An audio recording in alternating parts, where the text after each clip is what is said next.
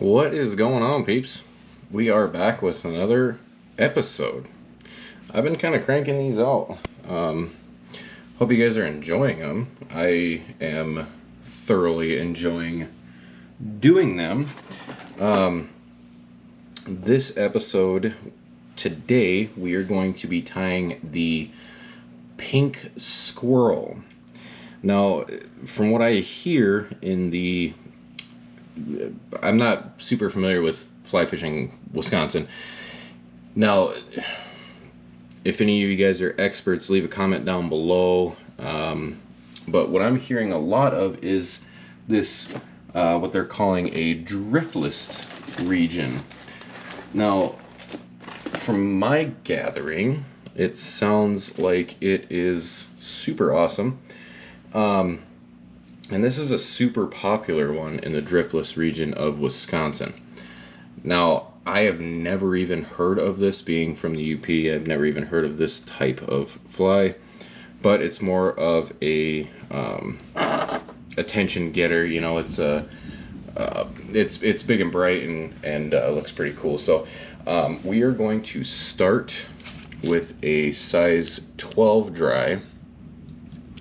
This is a nymph pattern, but I like the dry fly hooks. I don't know. For this particular one, just to give it a little more hook shank on it, I guess. And we are also using a bead on this one. I think this is a 5/32 bead. I don't know where the little tag went that was on the bag, but I believe it's a 5/32. And usually I would do a little bit of lead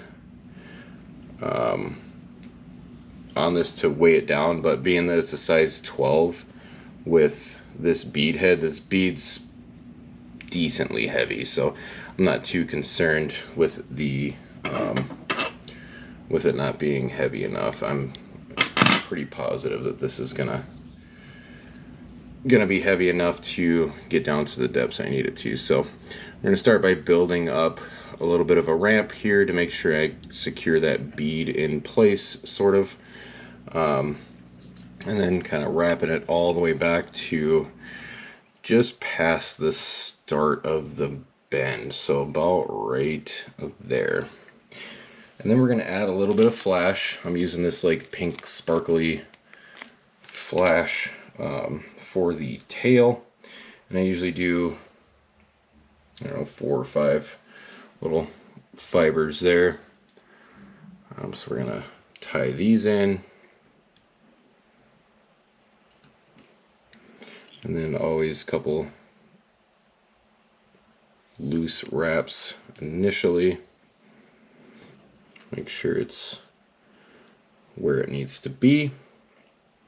And kind of tighten down on it a little bit. This one I'll run all the way back forward, because why not? It's going to build up my base on it anyway. And run this back. And then at this point, we are going to tie in a little bit of red ultra wire.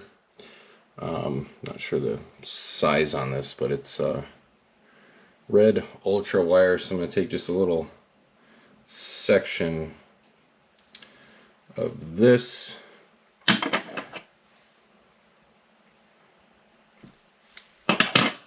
And have a designated wire cutting scissor, or whatever you want to call it, a snipping device.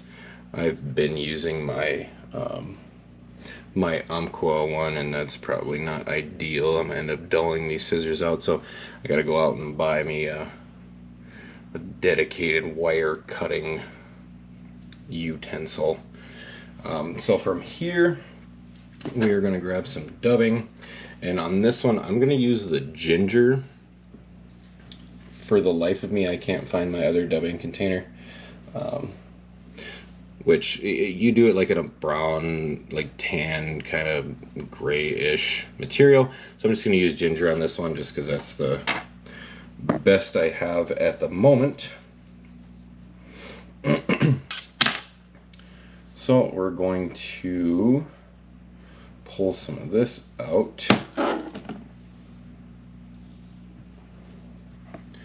Start getting that on our thread.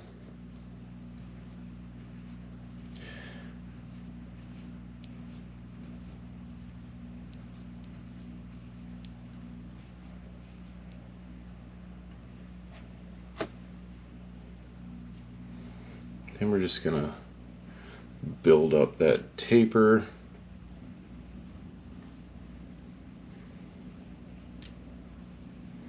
I am going to add just a touch more.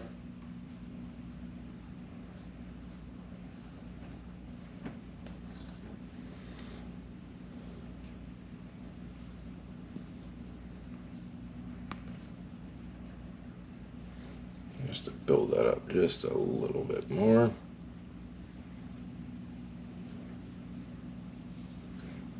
Just like that. And then we're going to take and wrap this. Well, I could actually use my bobbin holder here.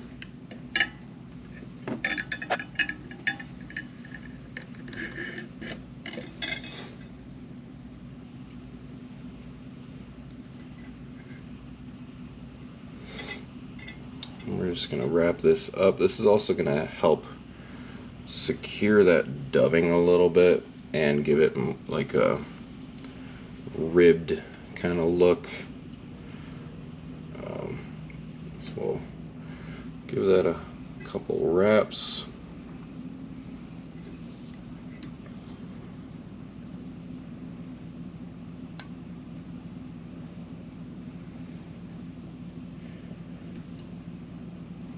And it's not cooperating with me right now. There we go. Give that a couple wraps, and like I said, don't use your normal scissors for this like I am. I gotta get some other scissors for that in here eventually. And then from here, we're going to tie in some ultra chenille in the shell pink. I actually just picked this up today. I've been tying some larger pink squirrels for steelhead and that, but doing some smaller ones, I figured I'd pick up a little bit smaller stuff. So I'll cut me a little section of that.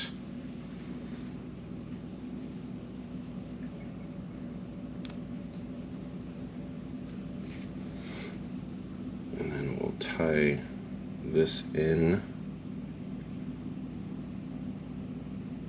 Oop. Well, keep messing it. There we go.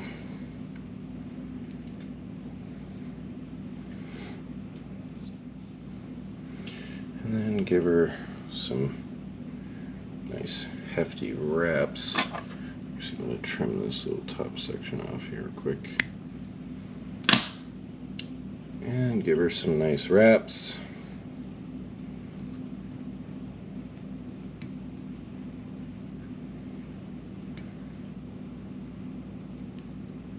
And we're going to kind of lock that down.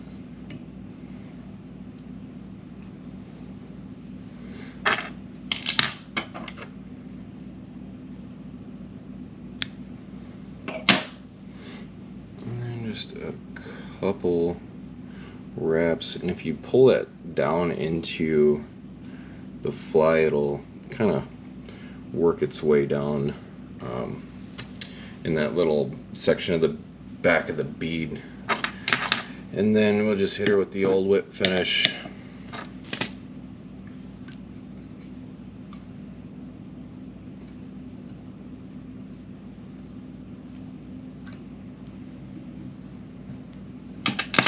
And then pull that tight, and it'll kind of suck it back up in there. Just like that. And we'll snip off our thread. And this one, it's a little hard to get that head cement down in there. So usually just hit this as best I can. If you get some on the chenille, not that big of a deal. It's going to just lock everything in for you.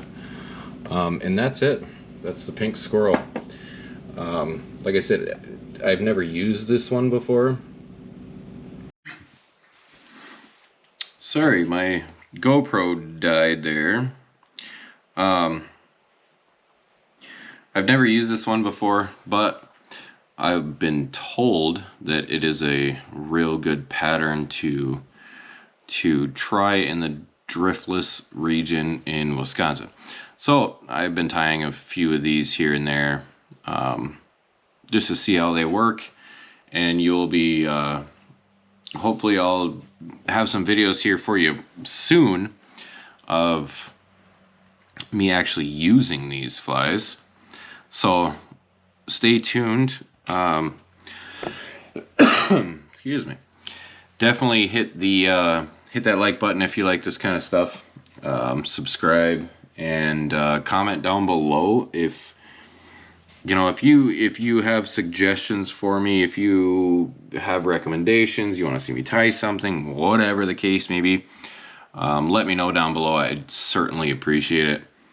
I'm trying my best here to give you guys some good content.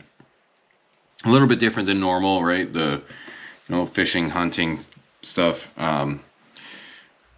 I just want to cover all bases. Like I had mentioned in a previous video, I have gotten out of the fly tying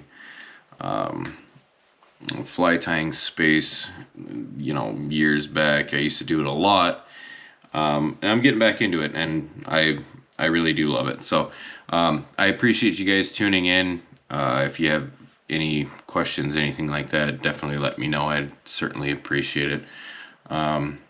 And yeah, until next time, I appreciate you guys tuning in and checking out this video. Thanks, y'all. Have a wonderful day.